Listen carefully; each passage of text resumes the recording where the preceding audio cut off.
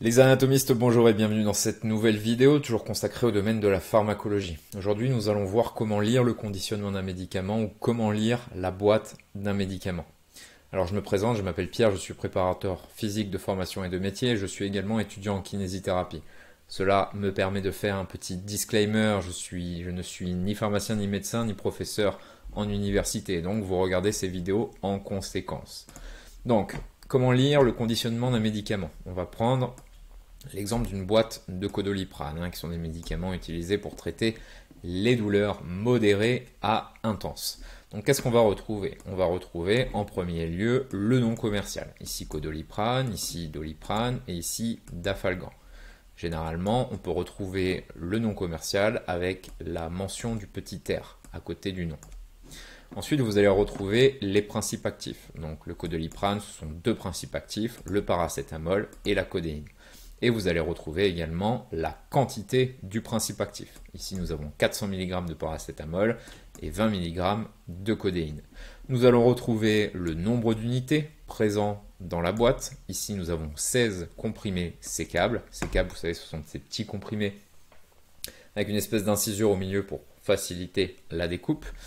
Ensuite, on va pouvoir retrouver les voies d'administration, le lot de fabrication, le laboratoire qui produit et commercialise ces médicaments, la composition du médicament également et les excipients. Là, vous voyez, sur un autre bord du médicament, on va retrouver les excipients. Alors, c'est très important les excipients puisque certains patients peuvent présenter des allergies ou des intolérances à certains excipients.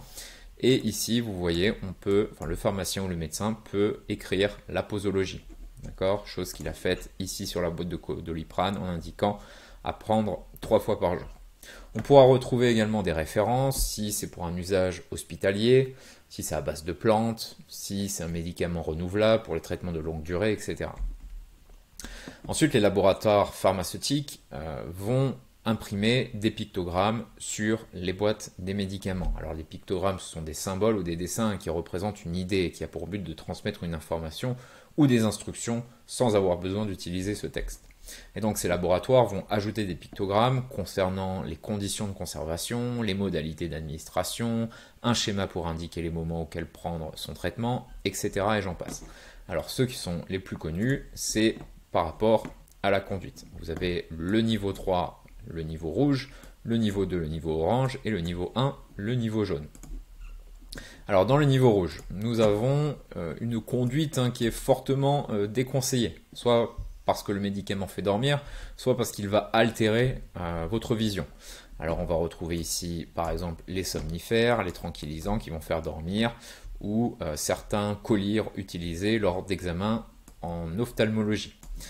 Quant au niveau 2, alors là la conduite peut être remise en cause, il est indispensable quoi qu'il en soit d'en parler avec un professionnel de santé, et dans cette catégorie on va retrouver certains antidépresseurs, des antidouleurs également, notamment ceux qui sont à la base de codéine, comme nous avons pu le voir avec le Codoliprane, ou certains médicaments contre les allergies ou les rhumes de foin. Je pense à ça par rapport à un médicament qui est vendu sans prescription, pour le traitement anti-allergie et hypnotique aussi, qui s'appelle le Donormil.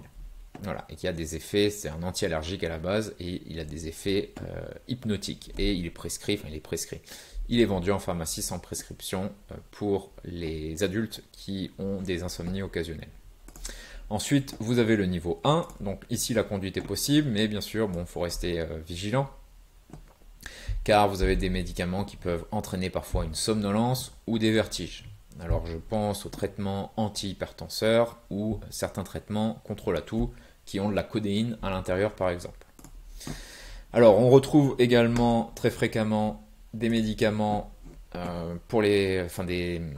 des pictogrammes qui alertent les femmes enceintes, d'accord, parce que vous avez de nombreux traitements qui ne doivent pas être pris lorsque vous êtes enceinte et qui peuvent avoir des effets nocifs sur le développement du fœtus. Et donc vous avez ces deux pictogrammes qui indiquent un danger ou là qui interdit carrément l'utilisation du dit médicament.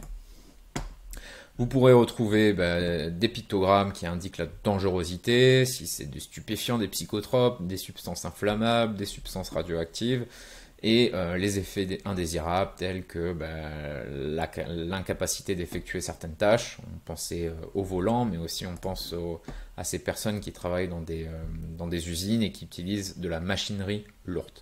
Et on pourra retrouver aussi des indications par rapport à l'exposition au soleil, okay, à la chaleur, à la lumière, et par rapport également à la conservation du médicament. Voilà les anatomistes, c'était tout pour cette courte vidéo et je vous dis à très vite. Au revoir.